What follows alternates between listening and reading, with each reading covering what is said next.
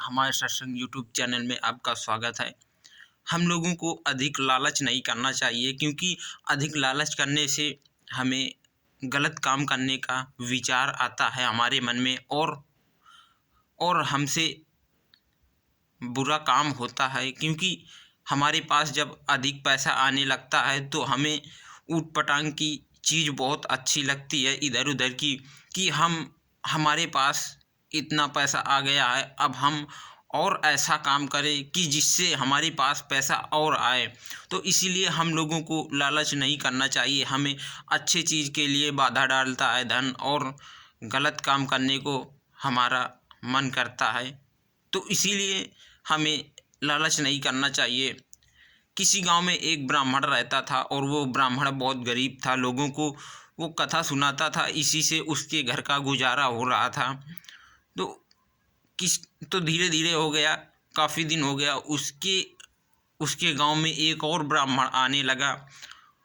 तो उसकी कथा लोग कम सुनने लगे, क्योंकि उसके गांव में एक दूसरा ब्राह्मण आने लगा था, इसीलिए उसकी कथा कम लोग सुन रहे थे। तो उस ब्राह्मण की पत्नी बोली कि कहीं बाहर जा कर के कथा सुनाओ, क्योंकि हमारे घर में गरीबी बहुत आ चुकी है। अब अब हमारे घर में खाने के लिए भी नहीं होता है, क्योंकि आप कथा ही सुनाने कहीं नहीं जाते हो, और घर में बैठे बैठे भगवान का नाम ही लेते रहते हो, तो इसीलिए हमारे घर में खाने को कहाँ से आए। तो वो ब्राह्मण बहुत भोला था, और वो चल दिया किसी जंगल में कथा सुनाने के लिए। और एक गांव दिख रहा था, उस गांव में गया कथा सुनाने के लिए। तो उसकी कथा लोग सुनते हैं, और लेकिन उसे भिक्षा में कुछ नहीं देते। वो वहाँ से लौट आता, और एक दिन वो एक जंगल गया, और जंगल में एक पीपल के पेड़ के नीचे बैठ गया, और वहाँ बैठ कर के कथा सुनाने लगा। और वहाँ जब कथा सुनाने लगा तो उसकी कथा समाप्त हुई, तो वहाँ से एक नाग निकला, और नाग निकल कर के ब्राह्मण को एक सोने का सिक्का दिया, और उससे ब्राह्मण से बोला कि आप रोज़ यहाँ कथा आकर के सुनाया करो, और मैं तुम्हें एक सोने का सिक्का रोज़ दिया करूँगा। लेकिन ये बात आप किसी को मत बताना। अगर ये बात आप किसी को बता दोगे तो उससे उससे वो तुम्हारे पास जितना धन आएगा वो फिर वापस आ जाएगा हमारे पास। तो इसीलिए तुम किसी को नहीं बताना, चाहे वो जो भी हो, लेकिन ये राज तुम अपने पास में ही रखना, ये राज किसी को मत बताना। तो वो ब्राह्मण रोज आता और रोज वहाँ कथा सुनाता, और उसे रोज एक सोने का सिक्का वो नाग देता। तो गांव के लोग सोचने लगे कि ये पता नहीं कहाँ जाया करता है ब्राह्मण, इसीलिए इसके पास पता नहीं कहाँ से इतना पैसा आता है। वो काफ़ी धनवान हो गया था।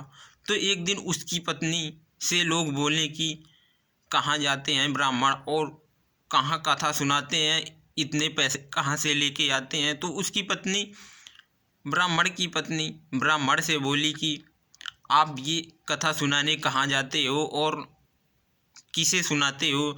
तो वो ब्राह्मण बोला कि तुम इससे लेना देना ना रखो, मैं कथा सुनाने जाता हूँ, बस इतना ही सोचो। उस ब्राह्मण की पत्नी उससे ब्राह्मण से जिद करने लगी कि मुझे नहीं, आपको बताना ही पड़ेगा कि आप कहाँ कथा सुनाने जाते हो और कहाँ से पैसा लाते हो। आप मुझे बताओ, ज़रूर ही आपको बताना ही पड़ेगा। तो वो ब्राह्मण के पास जिद कर लिया कि मुझे बताना ही पड़ेगा। तो ब्राह्मण अपनी पत्नी को बता देता है, क्योंकि उसकी पत्नी जिद करती है, तो इसीलिए वो ब्राह्मण बता देता है अपनी पत्नी को। और पत्नी अपने बच्चे को बता देती है। तो बच्चे को जब बता देती है, तो ब्राह्मण को जब उसको भोजन देती है उसकी पत्नी, तो उसे नशे की दवा दे देती है कि वो बेहोश हो जाए थोड़ी देर के लिए, और उसे बेहोश कर देती है। और अपने पुत्र को कह देती है कि आज के दिन तुम वहाँ कथा सुना आओ जा कर के, और वो नाग जब तुम्हें दिख जाए, कथा सुन के बाहर आ जाए, तो उसे तुम मार देना, और सोने के सिक्के जितने हो तुम ले आना यहाँ पर, तब हमारे पास बहुत धन हो जाएगा और सोने के सिक्के बहुत ज़्यादा हो जाएंगे, इकट्ठा मिल जाएंगे। तो उस ब्राह्मण का लड़का ऐसा ही किया कि कथा सुनाने गया, और वो नाग जब बाहर निकला तो उसे वो मारने की कोशिश किया, लेकिन वो नाग को मार नहीं पाया। जब ही नाग को वो मारने गया तो नाग स्वयं उसे ही डस लिया। जब नाग उसे डस लिया तो ब्राह्मण की नींद खुली। ब्राह्मण ने देखा कि मेरी पोथी पत्रा नहीं है और मेरा सब सामान गायब है। तो ब्राह्मण सोचने लगा कि लगता है कुछ गड़बड़ है, और ब्राह्मण वहीं जंगल में गया उसी पेड़ के नीचे। तो वहाँ देखा कि उसकी पुत्र की मृत्यु हो गई है, वो पुत्र मर गया है। फिर सांप वहाँ बाहर आया बिल से, और सांप ने बोला कि ब्राह्मण, मैंने तुमसे कहा था कि ये राज किसी को ना बताना। अगर तुम किसी को बता दोगे तो वो तुम्हारे पास जो मेरे यहाँ से धन प्राप्त हुआ है तो वो धन मेरे यहाँ फिर वापस आ जाएगा।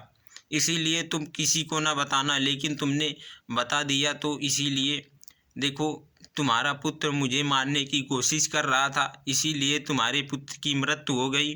और तुमने जो धन में हमसे कमाया था वो धन भी तुम्हें अब नहीं मिल पाएगा। और क्योंकि तुमने अपनी पत्नी को बता दिया, इसीलिए तुम्हारी पत्नी के मन में लालच आ गया, और अब तुम फिर से गरीब हो जाओगे। क्योंकि तुमने अपने पत्नी को बता दिया और गांव वालों को बता दिया, तो इसीलिए अब तुम फिर से गरीब हो जाओगे। हमने आपसे पहले ही कहा था कि ये राज हमारे तुम्हारे अलावा किसी को नहीं मालूम चलना चाहिए, और आपने क्यों बता दिया। तो वो ब्राह्मण बोला कि नागराजा, मेरी पत्नी मुझसे पूछ रही थी और जिद कर रही थी, तो इसीलिए मैंने मजबूरी में बता दिया। तो नाग बोला कि अब वो मजबूरी में बता दिया तो उसमें मैं क्या कर सकता हूँ।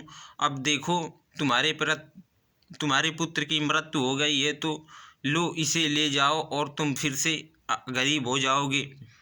और वो फिर से गरीब हो गया और उसकी पुत्र की भी मृत्यु हो गई।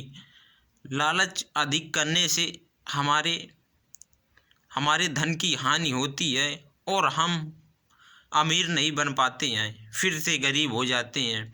इसीलिए लालच बहुत कम करना चाहिए हम लोगों को।